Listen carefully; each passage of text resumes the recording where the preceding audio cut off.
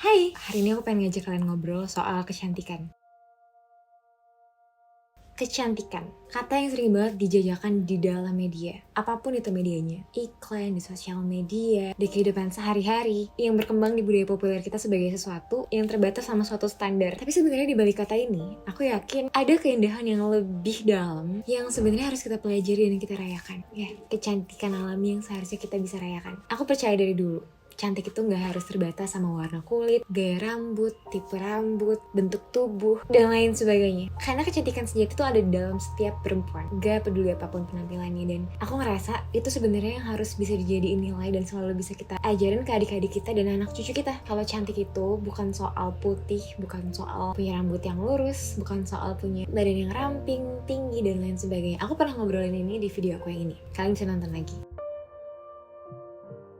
Aku sadar dewasa ini kita tuh hidup dan tinggal di masyarakat yang udah terbiasa mengukur kecantikan itu dari sesuatu yang bisa dinilai dari penampilan fisik. Kayak hal-hal yang tadi aku udah sebutin. Padahal real beauty itu ada dalam diri seorang perempuan. Kehangatan dia sebagai seorang perempuan, gimana dia berperilaku dalam kesehariannya, cara dia nge-treat sesamanya, dan itu semua sebenarnya tercermin dari kepercayaan diri mereka untuk jadi diri sendiri tanpa takut penilaian dari orang luar.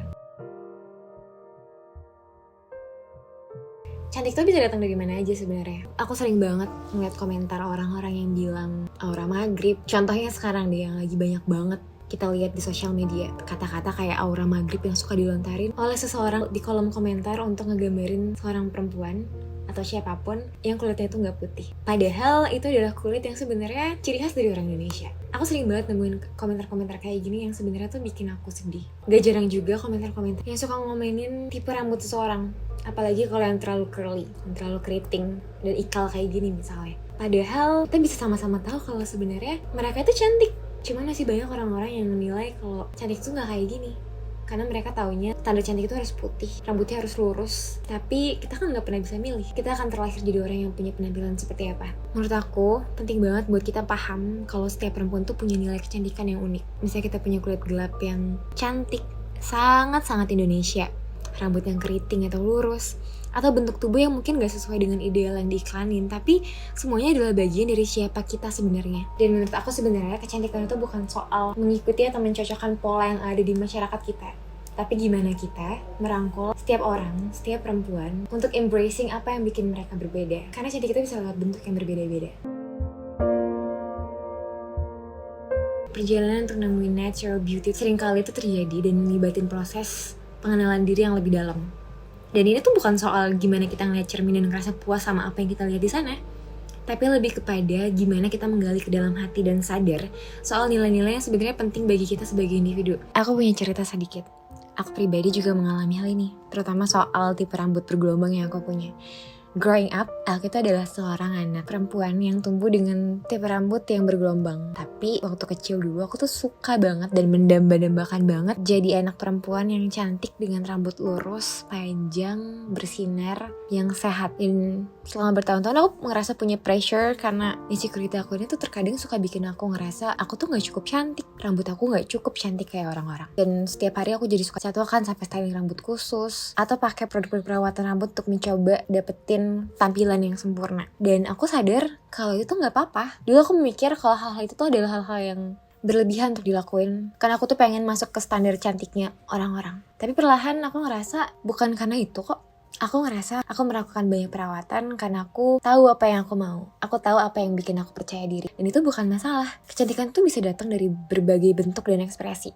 Ini tuh soal gimana kita merasa nyaman dengan diri kita sendiri dan cara kita mengekspresikan kepribadian lewat gimana kita berpenampilan. Be it itu dengan merawat tubuh kita, treatment, pakai make up atau nggak pakai make up sekalipun, embracing our natural hair, atau mungkin mau perawatan rambut biar bikin kita jadi lebih percaya diri, itu nggak apa-apa. Apapun caranya, perempuan tuh berhak untuk bisa merawat diri mereka seperti apa yang mereka mau, tanpa ada orang yang membatasi. Penting untuk diingat bahwa setiap perempuan tuh punya keunikan dan nilai kecantikannya tersendiri. Gak ada satu definisi tunggal tentang apa yang bikin seorang tuh cantik. Gak ada. Karena kecantikan itu bukan soal penampilan fisik. It's also about how we treat other people and how we have a positive mind. Aku percaya bahwa salah satu langkah pertama dalam mengatasi insecurity soal penampilan kita adalah cara kita memahami bahwa kita tuh punya kekuatan untuk menentukan apa yang bisa membuat kita merasa cantik.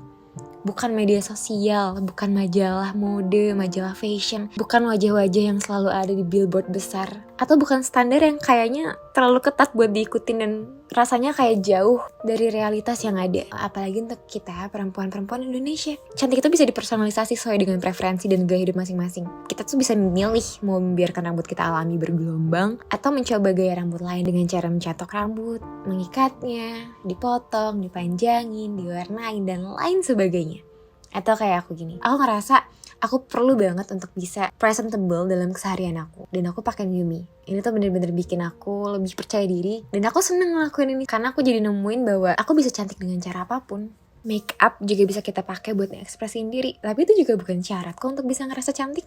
Kalau kamu merasa cantik tanpa make up, do it. You can show your natural face. Girls, it's up to you. Pakaian juga jadi sarana untuk meningkatin rasa percaya diri. Intinya gak ada cara yang salah untuk bisa meningkatin penampilan fisik kita. Selama itu kita lakukan dengan cara yang bikin kita nyaman dan mungkin sesuai dengan preferensi kita, yang akhirnya bikin kita ngerasa puas sama penampilan kita. Jadi buat kamu yang ngerasa kalau kamu insecure dengan penampilan fisik kamu dan cara kamu mengekspresikan diri kamu, takut dibilang punya kecantikan yang gak natural, atau takut dibilang terlalu natural dan gak bisa sesuai standar, tenang aja, you are beautiful. Dan kamu punya nilai dan berhak untuk ngerasa cantik lewat cara kamu sendiri. So I think it's time for us to actually accept bahwa cantik itu bisa lewat cara apa aja. Or beautiful with your own way. Kita cantik dengan cara kita sendiri-sendiri. Apapun itu bentuknya. Coba ceritain ke aku gimana cantik versi kalian di kolom komentar.